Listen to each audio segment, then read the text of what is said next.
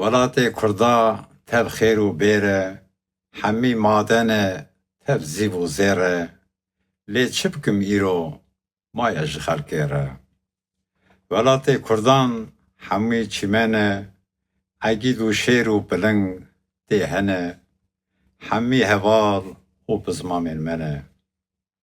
Pêşî li dinyayê du dewlet hebûn, yek ji wan med bû, ew em biha bûn, Tirk û Tazî û Ecem tune nebûn.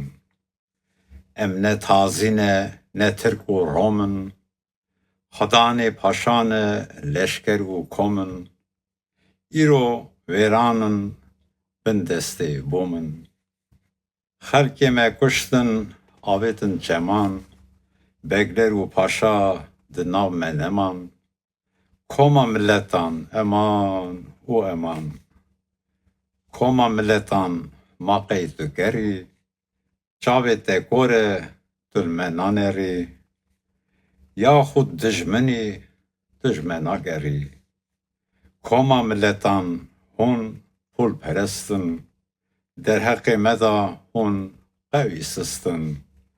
Dijmin bi dostî em îro xist in. Gunehê me çi ye? Bo çi deng nakî? Pirsê ji halê me Kurdan nakî, em kêm ketine tu me ranakî. Ev ne hurriyet e, kutek û zor e, lê hûn dizanin dinya bi dor e, çerxek li jêr e, çerxek li jor e. Xewa me nayê em qet ranazin, em ji we dikin hêvî û gazin, em jî heqê xwe her dem dixwazin. Te em xapandin civata rengîn, ji destê te em giş bûne xemgîn, ne ez bi tenê tev bûn cigerxwîn.